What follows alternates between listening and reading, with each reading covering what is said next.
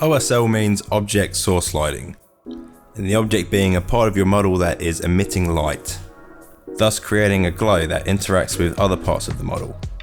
Personally, I prefer the acronym CGE, which stands for Cool Glowy Effect, which I think is much more effective. There's many different ways to achieve this effect. Some methods take hours but can really let you boost the realism on your models.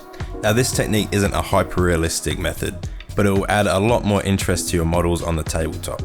And it is super quick and doesn't require too much skill. It's simplest with an airbrush, but you'll get by with just a regular brush. And I'll also show you how I painted this weathered Necron model. But if you want to skip straight to the OSL, click this button now. And if you're in the mood for clicking buttons, why not click the subscribe button? Now, this model is a Canoptek Reanimator, and I've started by basing it in brown. And this is going to give us that nice dirty starting point. And then we're going to hit it with a real quick dry brush with Vallejo Gunmetal Grey. And this is going to work with the brown and slowly build up that metallic look. And to give it some quick highlights, we're going to be using Vallejo Duraluminum. And with a little bit less on my brush, I'm just going to go for the hard edges on this. Now, still with the dry brush, we're going to take our most orangey paint and just dry brush a few little patches of rust. And make sure you do this sparingly. And it doesn't really matter where it goes, it tends to look cool wherever it lands. And just for a final effect, we're going to be using some of this Nailac Oxide. And you can just as easily use a really watered down turquoise paint for this. And I do like the way this paint dries, it's nice and chalky, which is handy for this corrosion effect. Or patina or verdigris, whatever you want to call it. And just pick a few little details on this, you don't want to go overboard with this effect. And now for the OSL. And with an airbrush, I'm just using a thinned down white acrylic paint. I'm going to spray this directly at the light emitting source, progressively moving backwards as I colour the areas. The idea behind this is to let the white paint spread around the model in a nice smooth gradient, simulating light, which will then be coloured over in the colour that we choose for our light. In this example, we're going to be using a nice green which suits the Necron theme. And this particular colour is Tesseract Glow from Citadel. And this green is almost luminous and it's from their technical range. And this is going to suit a glow really well. And that's sort of the key when you're picking your colour for your hue. You want the brightest version of whichever colour you're going for. And diluted about 50-50 with water, we're going to go over all those white areas. Initially straight onto the source, but we're going to bleed over onto all the white bits we created. And the 50-50 mix with water is going to ensure that we can intensify areas that we need to later. And once the central locations are done, you can then go ahead and start spreading it around. And because this paint is nice and thin, it's not really going to show through on the metal areas or the bits that don't have any white on them.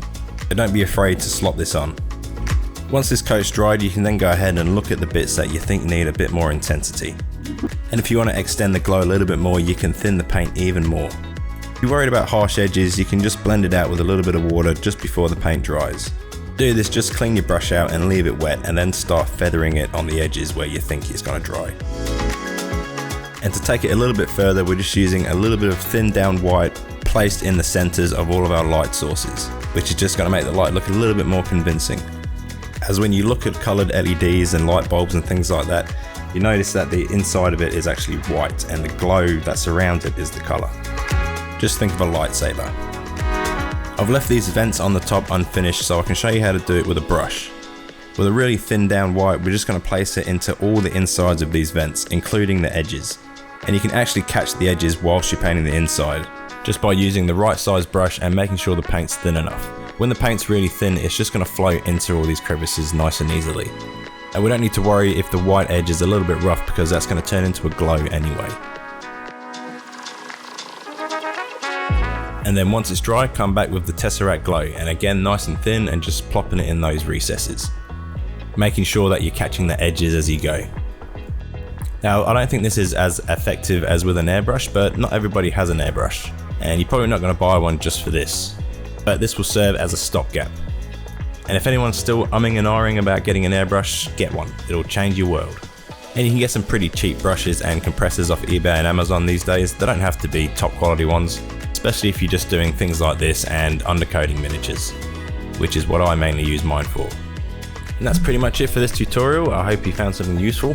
And if there's any more techniques you'd like me to experiment with, please list them in the comments below.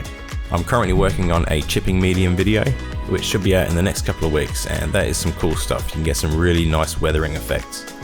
And in the same video, I'll be including some more methods on how to get that really rough look on your models. And if you did enjoy it, please like and subscribe.